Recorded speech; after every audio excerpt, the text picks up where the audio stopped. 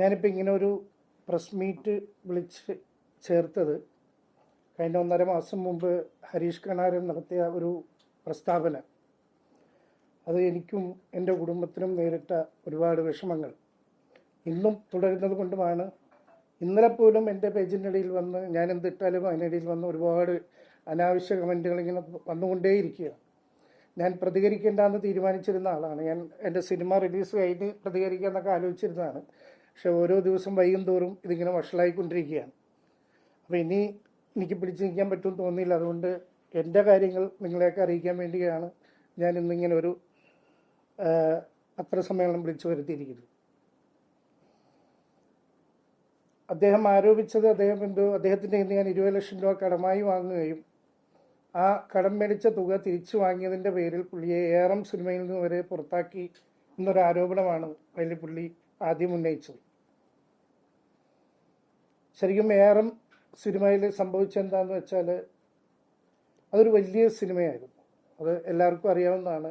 അതിലൊരു ക്യാരക്ടറുകൾക്ക് ആർട്ടിസ്റ്റുകൾക്ക് കൊടുക്കുന്നതിനേക്കാൾ കൂടുതൽ ആ സിനിമയുടെ ടെക്നിക്കൽ സൈഡിൽ ചിലവാക്കേണ്ടി വന്ന ഒരു വലിയ സിനിമയാണ് ഏറം. അതിൻ്റെ പ്രൊജക്ട് ഡിസൈനറായിരുന്നു ഞാൻ. ആ സിനിമയിൽ അഭിനയിച്ച എല്ലാ ആർട്ടിസ്റ്റുകളും ഇപ്പോൾ നിങ്ങൾക്കറിയാം, ഇപ്പോൾ ജഗദീഷ് ചേട്ടനുണ്ട്, സുരഭി ഉണ്ട്, ഇന്ദ്രൻ ചേട്ടനുണ്ട്, അങ്ങനെ ഒരുപാട് വലിയ വലിയ കലാകാരന്മാർ അഭിനയിച്ചൊരു പടമാണ്. ആ സിനിമയ്ക്ക് നമുക്കൊരു വലിയൊരു റെമ്യൂണറേഷൻ ആർക്കും കൊടുക്കാൻ പറ്റുന്നൊരു പടമായിരുന്നില്ല. കാര്യം നമുക്ക് സിനിമയ്ക്ക് ഒരുപാട് പൈസ മുടക്കേണ്ടത്, ടെക്നിക്കൽ സൈഡിൽ മുടക്കേണ്ടത് കൊണ്ട് നമുക്ക് ആർട്ടിസ്റ്റുകൾക്കൊന്നും അധികം പൈസ കൊടുക്കാൻ പറ്റില്ല. ഇതൊക്കെ അവരോട് ഞങ്ങൾ മുൻകൂർ സംസാരിച്ചുകൊണ്ട് തന്നെയാണ് ഓരോ ആർട്ടിസ്റ്റുകളെ അതിനകത്തോട്ട് ഫിക്സ് ചെയ്തത്. ഇപ്പോൾ ഈ പണ്ട് മുതൽ ഇങ്ങോട്ടുള്ള എല്ലാ ആർട്ടിസ്റ്റുകളെയും നമുക്ക് നോക്കാം. ഒരു നല്ലൊരു കഥാപാത്രം കിട്ടുമ്പോൾ, ചിലപ്പോൾ ഒരു നല്ലൊരു സിനിമയുടെ ഭാഗമായി മാറാൻ ശ്രമിക്കുമ്പോൾ അവരവിടെ ശമ്പളത്തിൻ്റെ പേരിൽ തർക്കിക്കാനൊന്നും പോകാറില്ല. അവർ ആ സിനിമയുമായിട്ട് ചേർന്ന് മുമ്പോട്ട് പോകാനാണ് ചെയ്തത്. അങ്ങനെയാണ് ഈ പടത്തിൽ എല്ലാ ആർട്ടിസ്റ്റുകളും നമ്മളോട് സഹകരിച്ചത്. ഹരീഷ് കണാറിന് 50 ദിവസമായിരുന്നു ആ സിനിമയിലോട്ട് എനിക്ക് ആവശ്യം. ഹരീഷ് കണാറിന് 50 ദിവസം ഡേറ്റ് അയച്ചു കൊടുക്കുകയും 5 ലക്ഷം രൂപയെ നമുക്ക് ശമ്പളം തരാനുണ്ടാവുള്ളൂ എന്ന് അറിയിച്ചപ്പോൾ അദ്ദേഹത്തിൻ്റെ അത് പോരാ, ഒരു മിനിമം ഒരു 15 ലക്ഷമെങ്കിലും വേണം എന്നാവശ്യപ്പെട്ടതിൻ്റെ അടിസ്ഥാനത്തിൽ പ്രൊഡ്യൂസറാണ് അദ്ദേഹത്തിനെ ആ സിനിമയിൽ നിന്ന് മാറ്റിയത്. ഡോക്ടർ സക്കറിയ തോമസ് എന്ന് പറഞ്ഞ പ്രൊഡ്യൂസറാണ് അദ്ദേഹത്തെ ആ സിനിമയിൽ നിന്ന് മാറ്റിയിട്ട് പകരം നമ്മുടെ ഇതിൽ വരാൻ പറ്റുന്ന ഒരു ആർട്ടിസ്റ്റിനെ കൊണ്ടുപോകാം എന്ന് ഡയറക്ടറോട് പറയുകയും, ഡയറക്ടർ എന്നിട്ട് പ്രൊഡ്യൂസറോട് പറയും ഞാനൊന്ന് പുള്ളിയെ വിളിച്ച് സംസാരിക്കട്ടെ, എനിക്ക് കുഞ്ഞിരാമായണം പോലുള്ള ബന്ധമാണ് അയാളുമായിട്ടെന്ന് പറഞ്ഞിട്ട് ഡയറക്ടർ അന്ന് രാത്രി പല പ്രാവശ്യം വിളിച്ചിട്ട് ഇദ്ദേഹം ഫോൺ എടുത്തില്ല. അതിൻ്റെ അടിസ്ഥാനത്തിലാണ് പുള്ളിക്ക് ആ പടം നഷ്ടപ്പെട്ടതും മറ്റൊരു ആർട്ടിസ്റ്റിനെ ആ പടത്തിലോട്ട് കാസ്റ്റ് ചെയ്തു. ഇനി നിങ്ങൾക്ക് ചോദിക്കാനുള്ളതെല്ലാം ചോദിക്കാം.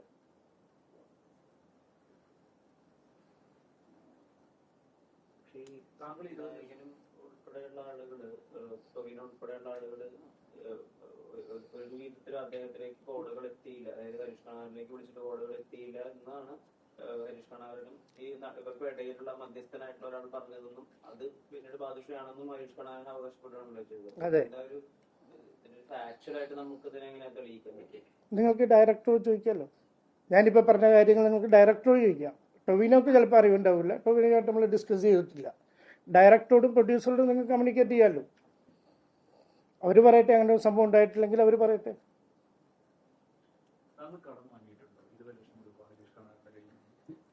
ഞാൻ ഹരീഷ് കണാറിൻ്റെയും മറ്റു വേറെ രണ്ട് നടന്മാരുടെയും ഡേറ്റുകൾ മാനേജ് ചെയ്തിട്ടുള്ള ഒരാളായിരുന്നു ഞാൻ. അത് ഏകദേശം 5 വർഷക്കാലം ഇവരെല്ലാം ഡേറ്റ് മാനേജ് ചെയ്തിട്ടും ഞാനാണ്. അപ്പം അതിൽ എനിക്കൊരാവശ്യം വന്നപ്പോൾ, അത്യാവശ്യം ഞാൻ സിനിമകൾ ചെയ്തുകൊണ്ടിരിക്കുന്ന സമയമാണ്, എനിക്ക് പൈസ വേണമെങ്കിൽ ആരോട് ചോദിച്ചാലും കിട്ടുന്നൊരു സമയമാണ് ആ കാലഘട്ടം. പക്ഷേ ഞാൻ ഇവർക്ക് വേണ്ടി ജോലി എടുക്കുന്നുണ്ട്. എനിക്കൊരാവശ്യം വന്നപ്പോൾ ഞാൻ ഇവരോട് 3 പേരോടും പൈസ ആവശ്യപ്പെടുകയും അതിൽ ആദ്യത്തെ മറ്റ് 2 ആർട്ടിസ്റ്റുകൾ എന്നോട്, ഞാൻ അവരോട് ഈ പറഞ്ഞ പോലെ തന്നെ 20 ലക്ഷം രൂപ ചോദിക്കുകയും അവരെനിക്ക് പൈസ തരികയും അവരോട് ഞാൻ തിരിച്ചു തരാമെന്ന് പറഞ്ഞപ്പോൾ അവരെന്നോട് പറഞ്ഞത് എനിക്ക് തിരിച്ചു തരണ്ട, കാര്യം ഇത് ബാധക്ക് ഞങ്ങൾക്ക് വേണ്ടി ഇത്രയും കാലം പണിയെടുക്കുന്നതല്ലേ, നിങ്ങളൊരു നല്ല കാര്യത്തിനല്ലേ, അപ്പോൾ നിങ്ങളത് ഉപയോഗിച്ചു എന്ന് പറഞ്ഞാൽ അവർ 2 പേരും എനിക്ക് തന്നത്. ഇദ്ദേഹത്തിനോട് ഞാൻ 20 ലക്ഷം രൂപ ചോദിച്ചെങ്കിലും അദ്ദേഹം എനിക്ക് 10 ലക്ഷം രൂപ തന്നു. എൻ്റെ ബാങ്ക് സ്റ്റേറ്റ്മെൻറ്റാണിത്. അദ്ദേഹത്തിൻ്റെ അക്കൗണ്ടിൽ നിന്ന് എൻ്റെ അക്കൗണ്ടിലോട്ട് വന്ന പൈസയും ഞാൻ അദ്ദേഹത്തിന് തിരിച്ചു കൊടുത്ത പൈസയുടെയും സ്റ്റേറ്റ്മെൻറ്റാണ്. അദ്ദേഹം എന്നെപ്പറ്റി ഒരു ആരോപണം ഉന്നയിക്കുമ്പോൾ അറ്റ്ലീസ്റ്റ് അയാൾക്ക് ബാങ്ക് സ്റ്റേറ്റ്മെൻറ്റെങ്കിലും എടുത്ത് നോക്കിയിട്ട് വേണമായിരുന്നു ഉന്നയിക്കാനായിട്ട്. അതുപോലും പുള്ളി ചെയ്യാതെയാണ് ഇങ്ങനെ ചെയ്തത്. എനിക്ക് അദ്ദേഹം 10 ലക്ഷം രൂപ ആദ്യം തരികയും 1 മാസം കഴിഞ്ഞപ്പോൾ 4 ലക്ഷം രൂപ തരികയും ആ 4 ലക്ഷം രൂപ രണ്ടാമത്തെ ദിവസം അദ്ദേഹത്തിന് തിരിച്ചു കൊടുക്കുകയും ചെയ്തിട്ടുള്ളതാണ്. അതിനുശേഷം പുള്ളിക്ക് ഞാൻ പല പ്രാവശ്യമായിട്ട് 3 ലക്ഷം രൂപയും പുള്ളിക്ക് തിരിച്ചു കൊടുത്തിട്ടുള്ളത്. എന്നോട് പുള്ളി ഒരു പ്രാവശ്യം മാത്രമേ പുള്ളി കാശ് തിരിച്ചു ചോദിച്ചുള്ളൂ. അന്ന് ഞാൻ പുള്ളിയോട് പറഞ്ഞു, ഇപ്പോൾ എന്തെങ്കിലും നിവൃത്തിയില്ല, കാര്യം ഞാൻ കഴിഞ്ഞ 2 പടം ഫ്ലോപ്പായിട്ട് നിൽക്കുന്ന ഒരു അവസ്ഥയായിരുന്നു. അതുകൊണ്ട് ഞാൻ പറഞ്ഞു, എൻ്റെ ഹരീഷ് ഇപ്പം എന്തെങ്കിലും ഉണ്ടാവില്ല, എന്തെങ്കിലും ആകുമ്പോൾ ഞാൻ തയ്യാർ. അപ്പോൾ പുള്ളി ഞാൻ പറഞ്ഞു, എനിക്കതൊന്നും കുഴപ്പമില്ല, എനിക്ക് സിനിമ ഒന്ന് പിടിച്ചെന്നാൽ മതി, ഏതെങ്കിലും ഒരു പടത്തിൽ എനിക്കൊരു നല്ലൊരു ക്യാരക്ടർ റെഡിയാക്കി തരൂ എന്നാണ് പുള്ളി എന്നോട് ആവശ്യപ്പെട്ടത്.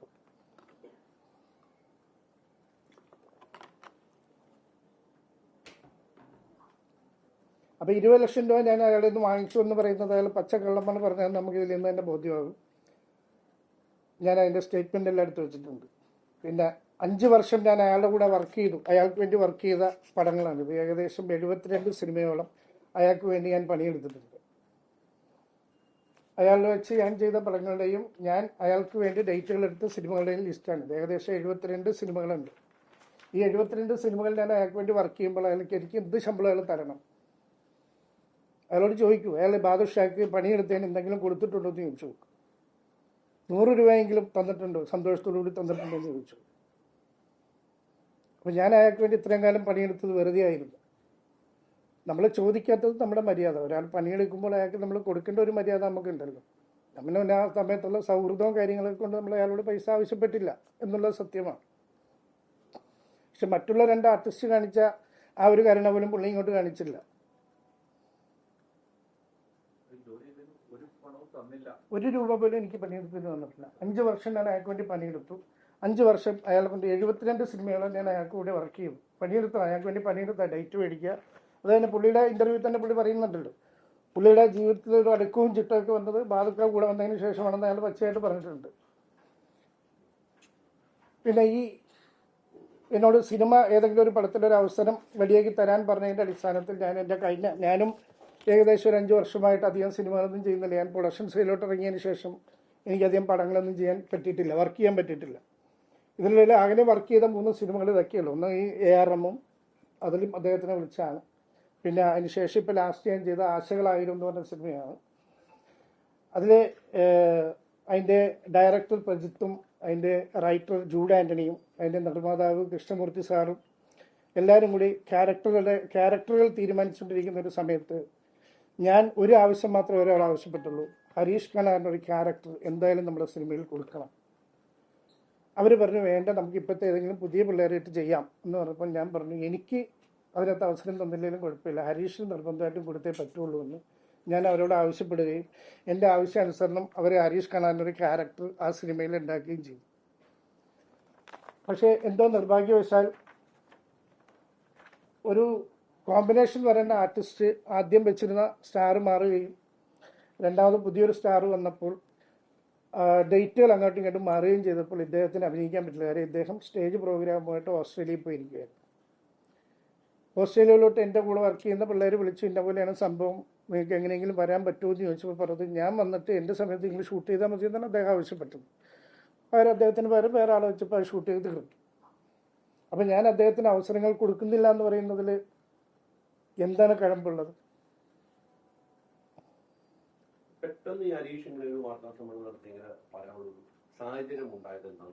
എനിക്കതിനെപ്പറ്റി ഇപ്പോഴും മനസ്സിലായിട്ടില്ല. കാര്യം പുള്ളി ഓസ്ട്രേലിയയിൽ പോകുന്നതിൻ്റെ ഒരു 4 ദിവസം മുമ്പ് ഞങ്ങൾ സംസാരിച്ചിട്ടുള്ളതാണ്. എല്ലാ ദിവസവും മിക്ക ദിവസവും ഫോണിലൂടെ കാര്യങ്ങളൊക്കെ സംസാരിക്കുന്ന ആൾക്കാരാണ്. എന്താണ് പെട്ടെന്ന് അങ്ങനെ ഒരു ജയതോപകാരം എന്ന് എനിക്ക് മനസ്സിലാകുന്നില്ല. ഇനി പുള്ളിക്ക് ഇങ്ങനെ തോന്നിയിട്ടാണോ? കുറേ നാളായില്ല പുള്ളീനെ ആൾക്കാരൊക്കെ കണ്ടിട്ട്, പുള്ളിക്ക് അതുകൊണ്ട് ഒരു തിരിച്ചുവരവാകില്ലെങ്കിലും പുള്ളീനെ ഒന്ന് ഓർക്കാൻ വേണ്ടി ഞാനിങ്ങനെ ഒരു പരിപാടി നടത്തിയതായി കൊടുത്തില്ലല്ലോ.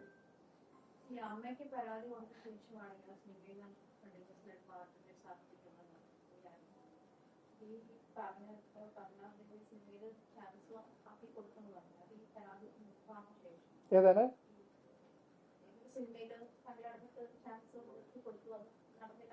അതെ, അതിപ്പോൾ ലാസ്റ്റ് ഇപ്പം ഈ ആരോപണം ഉന്നയിക്കുന്നതിന് തൊട്ട് മുമ്പാണ് ഇത്. ആരോപണം ഉന്നയിക്കുന്നതിന് 1 മാസം മുമ്പാണ് ഞാൻ ഇദ്ദേഹത്തിന് ഈ പടത്തിൽ വേഷം വാങ്ങിച്ചു കൊടുക്കുന്നത്. പക്ഷെ പുള്ളിക്ക് അഭിനയിക്കാൻ പറ്റില്ല. പുള്ളി അവിടെ സ്റ്റേജ് പ്രോഗ്രാമിന് പോയി, ഡേറ്റ് അങ്ങോട്ടും ഇങ്ങോട്ടും മാറിയപ്പോൾ പുള്ളിക്ക് അഭിനയിക്കാൻ പറ്റില്ല.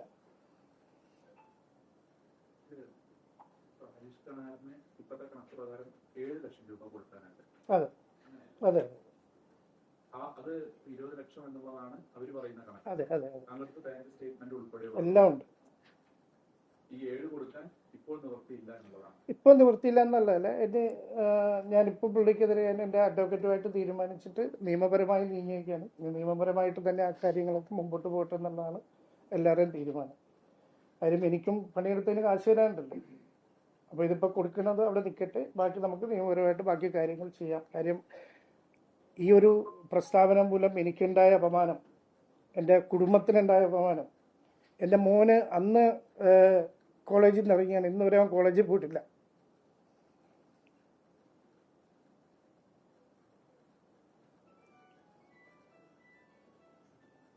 ഞാൻ അതൊക്കെ കൊണ്ടാണ് ഇന്ന് ഇങ്ങനൊരു ഇത് വിളിച്ചു ചേർത്തത്. കാര്യം പിള്ളേരുടെ ഭാവി പോലും അവതാളത്തിലോട്ട് പോകുന്ന ഒരു അവസ്ഥയിലാണ് ഇപ്പോൾ എത്തിയേക്കുന്നത്.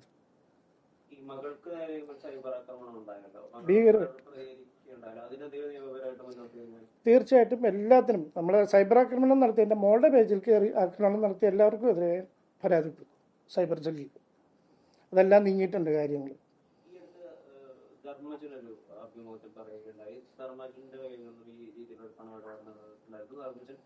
ഇരുന്നുകൊണ്ട് ഇഷ്കാനായിട്ട് ഏർപ്പെട്ടുകൊണ്ട് നിങ്ങൾ മൂന്നുപേരും ചർച്ച നടത്തി ഏറെക്കുറെ തീരുമാനമാക്കുകയും ചെയ്തിരുന്നു. പിന്നെയാണ് കാര്യങ്ങളൊക്കെ ഉണ്ടായിരുന്നത്. അങ്ങനെ ഒരു ചർച്ച ഇതുവരെ ഉണ്ടായിട്ടില്ല. ധർമ്മജൻ പറഞ്ഞത് വേണമെങ്കിൽ നമ്മൾക്ക് 3 പേർക്കും കൂടി ഇരുന്ന് സെറ്റിൽമെന്റ് ആക്കാമെന്നാണ് ഹരീഷിനോട് പറഞ്ഞത് ധർമ്മജൻ. അല്ലാതെ അങ്ങനെ ഒരു ചർച്ച നടന്നു എന്നല്ല ധർമ്മജൻ പറഞ്ഞേക്കണം. അത് ശരിക്കും കേട്ട് നോക്കാം. ഞാൻ പറഞ്ഞല്ലോ, ഞാൻ ആ ഡേറ്റ് നോക്കിയിരുന്ന സമയത്തുള്ള ആർട്ടിസ്റ്റുകളൊക്കെ എന്നെ സഹായിച്ചിട്ടുണ്ട്. എനിക്കൊരു ആവശ്യം വന്നപ്പോൾ അവരെല്ലാം സഹായിച്ചിട്ടുണ്ട്, ഇല്ലയെന്ന് ഞാൻ പറയുന്നില്ലല്ലോ. അവരെന്നോട് പറഞ്ഞ മര്യാദ ഇതല്ലേ, അതൊക്കെ അവർ നല്ല കാര്യത്തിന് വേണ്ടിയില്ല, നിങ്ങൾ ഞങ്ങൾക്ക് വേണ്ടി ഇത്രയും കാലം പണിയെടുത്തല്ലേ, അതുകൊണ്ട് നിങ്ങളത് വെച്ചോ എന്നുള്ള രീതിയിൽ അവർ രണ്ടുപേരും എന്നോട് പറഞ്ഞേക്കണം. ഇദ്ദേഹം മാത്രമാണ് അതൊന്നും പറയാത്തത്.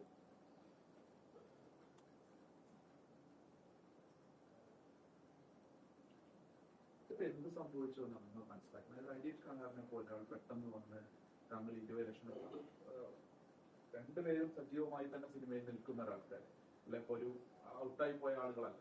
എന്നിട്ടും ഇത്ര വലിയൊരു തുകയെ പറ്റി 20 ലക്ഷത്തിന് വേണ്ടിയിട്ട് താങ്കളെ മോശക്കാരനാക്കാൻ ഹരീഷ് ശ്രമിക്കേണ്ട ഒരു സാഹചര്യം അവസ്ഥയുണ്ടോ? എന്ത് സംഭവിക്കുന്നു? ഒരു ഗൂഢാലോചന ഉണ്ടെന്ന് കരുതുന്നുണ്ടോ? എന്താ അതിന് സംഭവിച്ചിട്ടുള്ളത്? എന്തോ ഒരു തെറ്റിദ്ധാരണയും ഗൂഢാലോചനയും ഇതിന്റെ പിന്നിൽ നടന്നിട്ടുണ്ട് എന്നുള്ള കാര്യം എനിക്ക് ഉറപ്പാണ്. കാര്യം എൻ്റെ പടം റിലീസ് അനൗൺസ് ചെയ്തതിന് ശേഷമാണ് ഇങ്ങനത്തെ ഒരു സംഭവം ഉണ്ടാകുന്നത്. അപ്പോൾ അതിന്റെ പിന്നിൽ എന്തൊക്കെയോ ഉണ്ടെന്നുള്ളതാണ് എൻ്റെ മനസ്സിൽ തോന്നുന്ന കാര്യങ്ങൾ. ഇതുവരെ സംസാരിച്ചില്ല. പക്ഷെ ഹരീഷ് അടുത്ത ദിവസം സിനിമ റിലീസിൻ്റെ അന്ന് മീഡിയയുടെ മുമ്പിൽ പറഞ്ഞു, ബാദുക്ക എന്നെ വിളിച്ചിരുന്നു, പൈസ തരാമെന്ന് പറഞ്ഞു എന്നൊക്കെ പറഞ്ഞ് പുള്ളി പറയുന്നുണ്ട്. അങ്ങനെ ഒരു സംഭവം ഉണ്ടായിട്ടില്ല. ഞാൻ ഈ ആരോപണം ഉന്നയിച്ചത് രാത്രി ഹരീഷിൻ്റെ ഫോണിലോട്ട് വിളിച്ചു, ഹരീഷ് ഫോൺ എടുത്തില്ല. സന്ധ്യനെ വിളിച്ചു. കാര്യം സന്ധ്യ എന്നൊക്കെ പറയാൻ ഞങ്ങൾ അത്രയും നല്ല അടുത്ത ബന്ധങ്ങളുണ്ടായിരുന്ന ആൾക്കാരാണ്, കുടുംബ ബന്ധമുള്ള ആൾക്കാരായതുകൊണ്ടാണ്. സന്ധ്യനെ വിളിച്ചു, സന്ധ്യ ഫോൺ എടുത്തില്ല. സന്ധ്യയ്ക്ക് ഞാൻ മെസ്സേജ് ഇട്ടു, ഞാനാണൊന്ന് ഫോൺ എടുക്കുമെന്ന് ചോദിച്ചു, എടുത്തില്ല. അത് കഴിഞ്ഞ് ഞാൻ നിർമ്മലിനെ വിളിച്ചു. നിർമ്മൽ ഫോൺ എടുത്തു. കുറേ നേരം അവനെന്തിനാ ഇങ്ങനെ ചെയ്തതെന്ന് എനിക്കറിയില്ല ബാധിക്കുക എന്നൊക്കെ പറഞ്ഞു. നിർമ്മലും അങ്ങനെ കുറേ നേരമൊക്കെ സംസാരിച്ചു. അടുത്ത ദിവസം നിർമ്മൽ സിനിമയുടെ ഇൻ്റർവ്യൂ കയറി നിന്നിട്ട് എന്നെ കളിയാക്കുന്നുണ്ടായി. ഹരീഷ് കണാറിൻ്റെ അവസരങ്ങൾ നഷ്ടപ്പെട്ടത് ഹരീഷ് കണാറിൻ്റെ സ്വഭാവം കൊണ്ടാണ്, ഹരീഷ് കണാറിൻ്റെ പ്രശ്നങ്ങൾ കൊണ്ടാണ് ഹരീഷ് കണാറിന് സിനിമയിലെ അവസരങ്ങൾ നഷ്ടപ്പെട്ടത്. ഒരുപാട് ഉദാഹരണങ്ങൾ നമ്മുടെ മുമ്പിലുണ്ട്.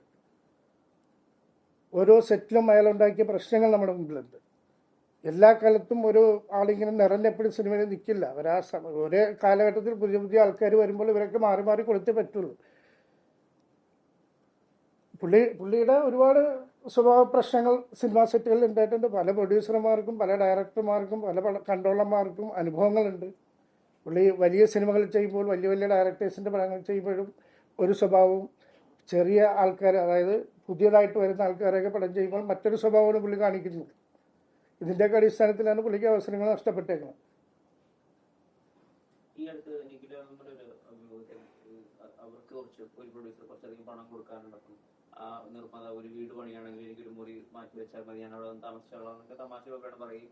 അതിനടിയിലും ഒരുപാട് പേര് ബാദുഷായുടെ പേര് കമന്റ് ചെയ്യുന്നുണ്ട്. അതിനെതിരെ എന്തെങ്കിലും ചെയ്യാൻ പ്ലാൻ ഉണ്ടോ? അതിനെതിരെ എന്തിനാ ചെയ്യുന്നത്? നിഖില വിമൽ എൻ്റെ പേര് പറഞ്ഞിട്ടുണ്ടോ? ഇല്ലല്ലോ. ഏതൊരു പ്രൊഡ്യൂസറുടെ കാര്യമോ പറഞ്ഞിരുന്നു. ഞാനിപ്പോഴാണ് പ്രൊഡ്യൂസ് ചെയ്യാൻ തുടങ്ങിയത്. ഞാൻ പ്രൊഡ്യൂസ് ചെയ്ത പടത്തിലൊന്നും നിഖില വിമൽ അഭിനയിച്ചിട്ടില്ല. പ്രൊഡക്ഷൻ കൺട്രോളായിരുന്ന പടത്തിലൊക്കെ അഭിനയിച്ചിട്ടുണ്ട്. അപ്പോൾ പിന്നെ ഞാൻ അതിനെതിരെ എന്ത് ചെയ്യാനാ? ഈ സംഭവം ശ്രദ്ധയപ്പെട്ടിരുന്നു. ഇല്ല, ഞാൻ ഇന്നലെയാണ് അറിയുന്നത് ഇങ്ങനെ ഒരു ഇൻ്റർവ്യൂ വന്നായിരുന്നു എന്ന് പറയാം. അവളത് തമാശ രീതിയിലാണ് ആ കുട്ടി പറഞ്ഞേക്കണമെന്ന് പറഞ്ഞു.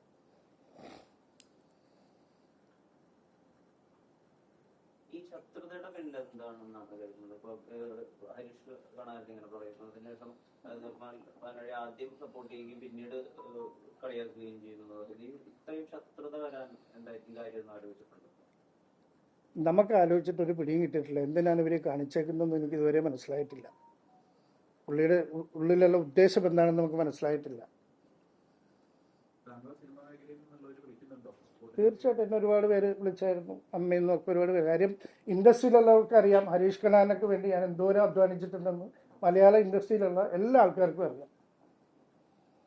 ആ ഒരു സമയത്ത് ഇവരൊക്കെ ഡേറ്റ് എല്ലാം അങ്ങോട്ടും ഇങ്ങോട്ടും കുറവായ സമയത്താണ് അവർ എൻ്റെ അടുത്ത് ആവശ്യം. ഞാൻ അങ്ങോട്ട് പോയി ഞാൻ ഡേറ്റ് നോക്കാൻ പോയ ആളല്ല, എന്നെ തേടി ഇങ്ങോട്ട് വന്നാണ്. എൻ്റെ കാര്യങ്ങളൊന്നും നോക്കണമെന്നും പറഞ്ഞ് എന്നെ ഇങ്ങോട്ട് വിളിക്കുകയാണ് ചെയ്തത്. ചർച്ചയുടെ ആവശ്യമില്ലല്ലോ. ഞാൻ അയാളോട്ട് ഇപ്പോഴും പിണക്കൊന്നുമില്ല. ഇനിയും നാളെ ഞാനൊരു സിനിമ ചെയ്യുമ്പോൾ ഒരു അവസരം വന്നാൽ അയാൾക്ക് ഞാൻ മേടിച്ചു കൊടുക്കും.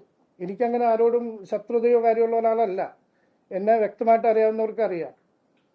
നാളെ അയാൾക്കൊരു അവസരം വന്നു കഴിഞ്ഞാൽ ഞാൻ മേടിച്ചു കൊടുക്കും. അയാൾക്ക് തീർച്ചയായിട്ടും നാളെ ഒരു പടത്തിലൊരു വേഷം, ഇങ്ങനെ ഒരു ക്യാരക്ടർ ഉണ്ടെന്ന് പറഞ്ഞാൽ തീർച്ചയായിട്ടും ഞാൻ അയാളെ വിളിച്ചു കൊടുക്കും.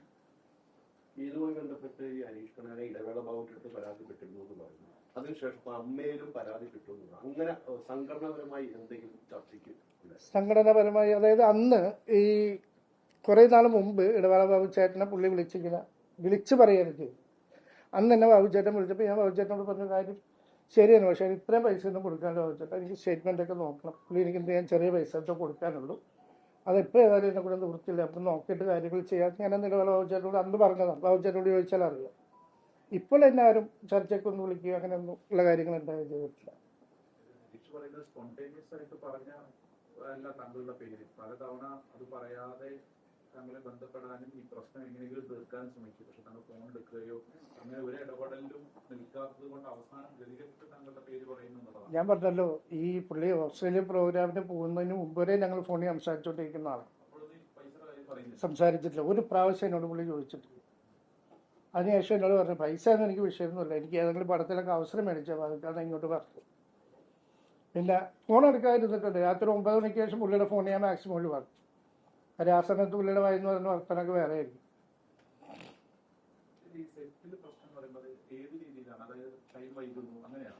സമയം വൈകി വരിക, പിന്നെ പ്രൊമോഷൻസിന് വലിയ പടങ്ങളാണെങ്കിൽ പുള്ളി പോകും, ചെറിയ പടങ്ങളുടെ പ്രൊമോഷൻസിന് പോവില്ല. ലാസ്റ്റ് ഞാനിപ്പോൾ ഒരു ഉദാഹരണം പറഞ്ഞുതരാം.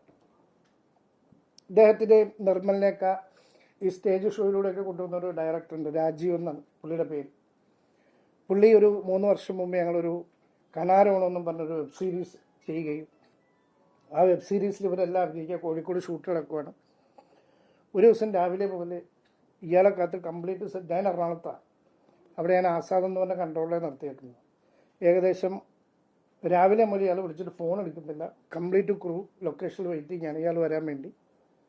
അവസാനം ഉച്ചയ്ക്ക് വീട്ടിൽ ചെന്ന് നോക്കുമ്പോൾ കിടന്നുറങ്ങുക. അന്നത്തെ ദിവസം ആ ഷൂട്ടിംഗ് മുടങ്ങി. ഞാൻ എറണാകുളത്ത് നിന്ന് ഓടി അവിടെ ചെല്ലേണ്ടി വന്നു. പ്രൊഡ്യൂസർ എന്നെ ഭയങ്കര ബഹളമൊക്കെ വെച്ചിട്ട് ഞാൻ ഇവിടെ ഓടി അവിടെ ചെന്ന് അടുത്ത ദിവസം പോലെ അയാളെ കൈകാലം പിടിച്ചിട്ട് കൊണ്ടുവന്ന് അഭിനയിപ്പിച്ചിട്ട് കൊടുത്തു. അങ്ങനത്തെ പല പ്രശ്നങ്ങളും പല സ്ഥലങ്ങളിലും അയാൾ കാരണം ഉണ്ടായിട്ടുണ്ട്. പല പടങ്ങളും പുള്ളിയുടെ ഡേറ്റും പ്രശ്നങ്ങളും കാരണം ഷെഡ്യൂളായിട്ടുണ്ട്. ഇപ്പോൾ ലാസ്റ്റ് അയാൾ ഇപ്പോൾ ഇറങ്ങിയൊരു പടമുണ്ടല്ലോ മധുരക്കണക്ക്, അതിൻ്റെ പ്രൊമോഷൻ്റെ ഭാഗമായിട്ടാണല്ലോ എന്നെ ഈ ചീത്തയെല്ലാം പറഞ്ഞത്. അതിൻ്റെ ഡയറക്ടർ തന്നെ പറഞ്ഞിട്ടുണ്ട് അയാൾ ഉണ്ടാക്കി വയ്ക്കുന്ന ബുദ്ധിമുട്ടുകൾ അയാൾ കാരണം ഷെഡ്യൂൾ വരെ ആയിട്ടുണ്ട്. ആ ഡയറക്ടർ എന്നോട് മാത്രമല്ല പ്രൊഡക്ഷൻ എക്സിക്യൂട്ടീവ് യൂണിയൻ്റെ മീറ്റിംഗ് സമയത്ത് അവിടെ നിന്ന് പറഞ്ഞിട്ട്, ഇപ്പം എന്നോട് മാത്രം പറഞ്ഞിട്ട് ഞാൻ കളവ് പറഞ്ഞിട്ട് വേണ്ടല്ലോ, അത്രയും 17 പേർ മുമ്പിൽ നിന്നിട്ട് അയാൾ പറഞ്ഞിട്ടുണ്ട്. അപ്പം സ്വന്തം കയ്യിരിപ്പ് കൊണ്ടാണ് അയാളുടെ അവസരങ്ങളെ അയാൾക്ക് നഷ്ടപ്പെട്ടത്. അത് അയാൾക്ക് മനസ്സിലാകുന്നില്ലെങ്കിൽ എന്താ ചെയ്യുക? പിന്നെ ഒരു കലാകാരനെ ഒരാൾ വിചാരിച്ചാൽ വീട്ടിലൊന്നും ഇരുത്താൻ പറ്റില്ല. കഴിവുള്ളവനാണെങ്കിൽ അവൻ അങ്ങനെ തന്നെ കയറിപ്പോക്കുള്ളൂ, അല്ലേ?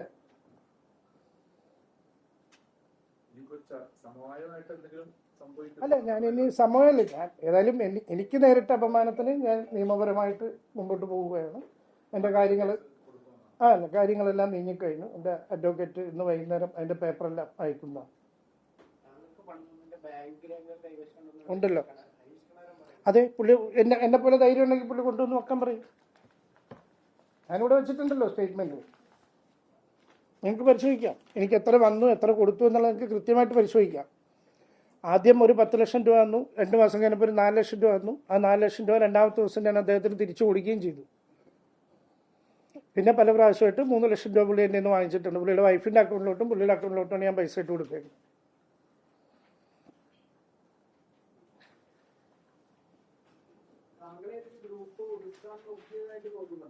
എവിടെ ഒതുക്കാനാണ്? നമ്മളെങ്ങനെ എന്തൊതുക്കാനാണ്? ഇപ്പം തന്നെ ഒതുങ്ങിയിരിക്കുക. ഇനി പ്രത്യേകിച്ച് ആരും വിചാരിച്ചാലും ഒതുക്കാനൊന്നും പറ്റില്ല, അല്ലേ?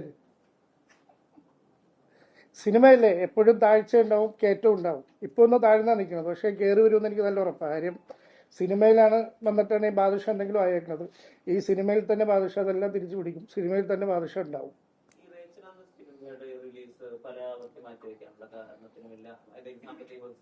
സാമ്പത്തിക പ്രതിസന്ധി ഉണ്ട്.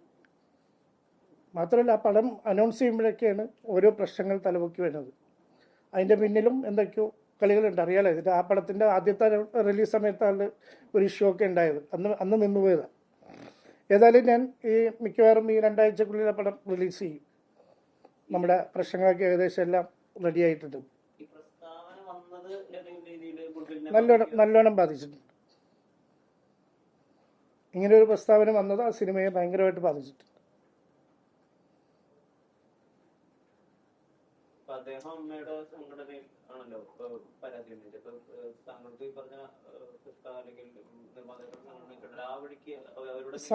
സാമ്പത്തിക കാര്യങ്ങളുമായിട്ട് ബന്ധപ്പെട്ട അസോസിയേഷനിലൊന്നും പരാതി എടുക്കില്ല. അത് വ്യക്തിപരമായ കാര്യങ്ങളാണ്. ഇപ്പം കടം വാങ്ങിച്ച പൈസ അല്ലെങ്കിൽ പണിയെടുത്ത കാശ് അങ്ങോട്ട് ഏതെങ്കിലും പൈസ ജോലി എടുത്തിട്ട് കിട്ടാനുണ്ടെങ്കിൽ നമുക്ക് കംപ്ലൈൻറ്റ് കൊടുക്കാം. ഫെഫ്കയിൽ എവിടെയെങ്കിലും കംപ്ലൈൻറ്റ് കൊടുക്കാം. പക്ഷെ ആർട്ടിസ്റ്റ് മാനേജർ എന്നൊരു തസ്തിക ഫെഫ്കയിൽ ഇല്ലാത്തതുകൊണ്ട് ഞാൻ ആ കംപ്ലൈൻറ്റ് കൊടുക്കുന്നതിൽ അർത്ഥമില്ല.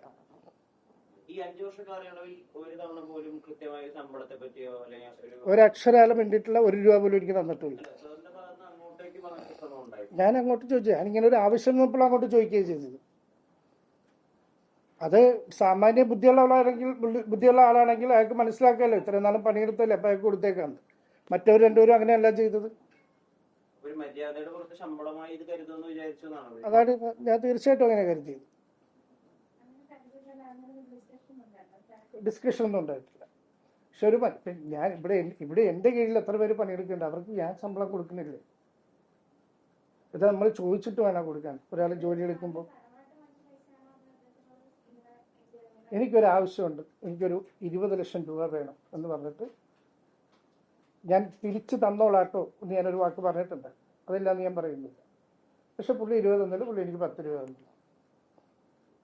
മറ്റവരോട് ഞാൻ തിരിച്ചു തന്നോളാന്ന് പറഞ്ഞപ്പോൾ എന്നോട് അവർ പറഞ്ഞത്, ഇത് ഭാഗത്ത് എനിക്ക് തിരിച്ചു തരണ്ട, നിങ്ങൾ ഇത്രയും കാലം എനിക്ക് വേണ്ടി പണിയെടുത്തില്ലേ, ഇത് നിങ്ങൾ വെച്ചോന്നാ, നല്ല കാര്യത്തിനല്ലേ എന്ന് പറഞ്ഞ് വെച്ചോന്നാ പറഞ്ഞു.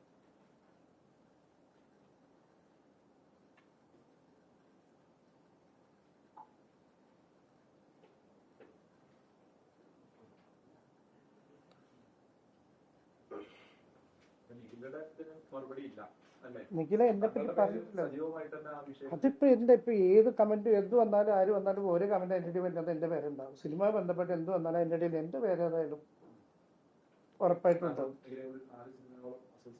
ചെയ്തിട്ടുണ്ട്. ഞാൻ വർക്ക് ചെയ്തു. നിഖിലയും ഞാനും ആ സിനിമയിൽ വർക്ക് ചെയ്ത ആൾക്കാരല്ല, പ്രൊഡ്യൂസർ അല്ലല്ലോ. ഞാൻ സിനിമ പ്രൊഡ്യൂസർ കൊടുക്കാനുണ്ടെന്നാണ് പറഞ്ഞേക്കണവര്, അല്ലേ?